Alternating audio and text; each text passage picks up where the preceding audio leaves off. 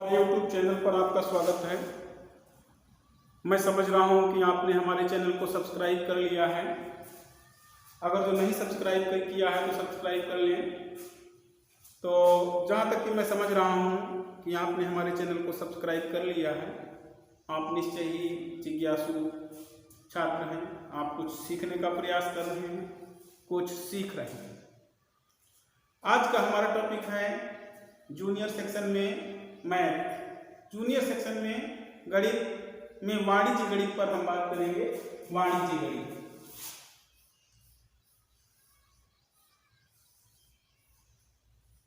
वाणिज्य गणित पर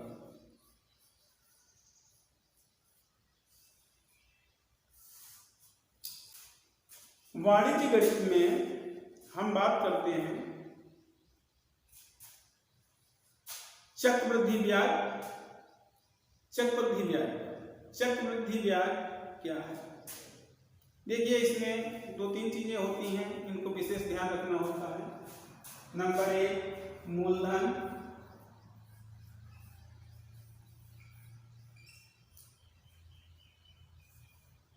नंबर दो, मिश्रधन।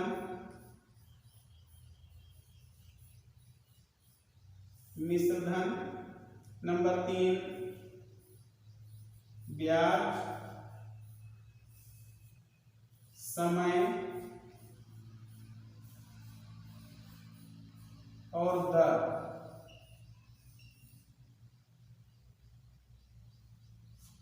तो समय, दर, ब्याज, मिश्रधन, मूलधन, इन चीजों को विशेष ध्यान रखना है। देखिए, मूलधन क्या होता है, हम मूलधन पर बात कर लें। मूलधन वह धन है जो किसी बैंक के द्वारा, किसी महाजन के द्वारा, किसी व्यक्ति विशेष के द्वारा किसी को उधार दिया जाता है या किसी से लिया जाता है। वो धनराशि जो है मूलधन कहलाती है। धनराशि मूलधन कहलाती है। फिर ब्याज, मिश्रधन की हम बात कर लें। मिश्रधन क्या है? मिश्रधन में दो चीजों का मिश्रण होता है, मूलधन और ब्याज का। मूलधन और ब्याज का मिश्रण होता है, इसीलिए इसको मिश्रधन। किसी व्यक्ति ने 100 रुपया, मान लिया कि 100 रुपए मूलधन, 100 रुपए लिया था, तो 100 रुपए ये तो मूलधन हो गया। एक निश्चित समय के बाद निश्चित दर के अनुसार उस पर अगर जो 5 रुपया ब्याज बन जाता है तो ब्याज केवल 5 रुपया होगा। मूलधन 100 रुपए कहा जाएगा, ब्याज 5 रुपए कहा जाएगा, ना कि ब्याज 105 कहा जाएगा, ना मूलधन 105 कहा जाएगा। जब इन दोनों को हम जोड़ लेंगे, 100 प्लस 5 बराबर 105, ये धनराशि जो है मिश्रधन कहलाती है। इसे कहते हैं मिश्रधन। मूलधन लेने के समय से भुगतान करने तक जो समय लगता है वह समय होता है 2, 3, 4, 5 वर्ष, कुछ भी हो सकता है। शर्तानुसार दर हो सकती है 2, 4, 5%, 2.5%, जो भी हो वो दर होती है। तो हमें इन चीजों पर ध्यान देना है, इनको समझना है। इस पे हम एक सवाल ले लें।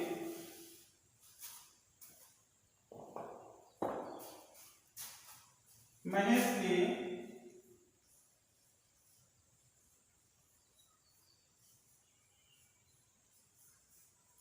सुरेश को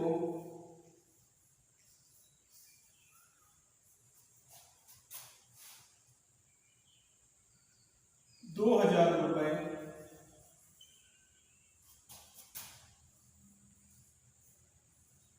2000 रुपए 10%,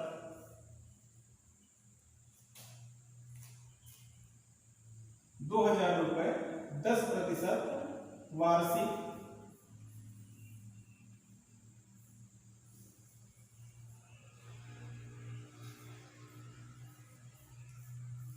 ब्याज पर दिए।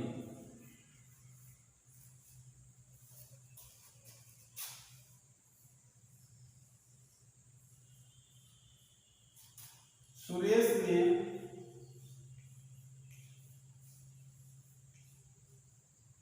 3 साल बाद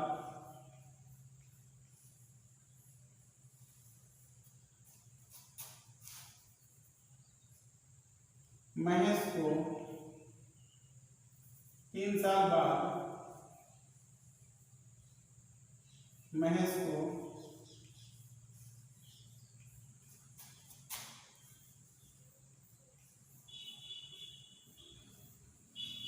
कितने पैसे भुगतान किए, कितने रुपए दिए।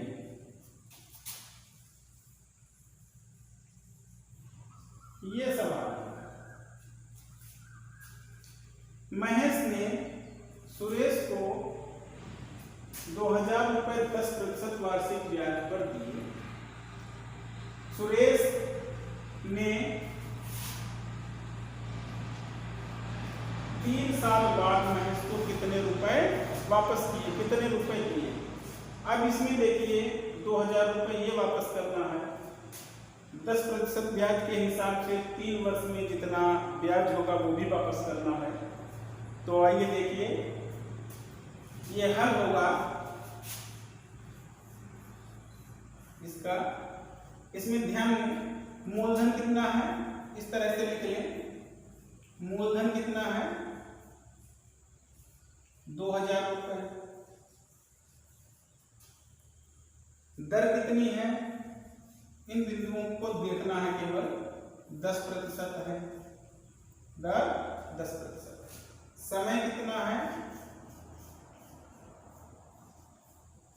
समय कितना है 3 वर्ष।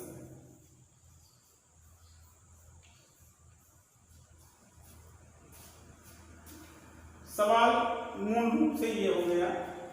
इसके लिए सूत्र है मिश्र धन बराबर मूलधन 1 प्लस दर बटे 100 की घात समय। सूत्र है इसका, ये हटा दें, यही पे लिखते हैं।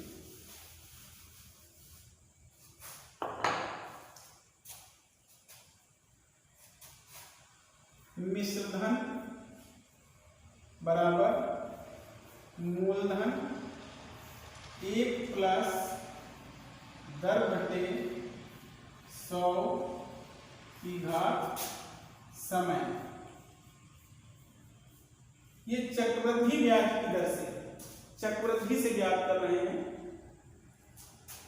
तो इसमें क्या है, मिश्र धन नहीं दिया गया है, तो मिश्र धन बराबर मूलधन, मूलधन दिया गया है 2000, मान डाल देंगे ये 2000,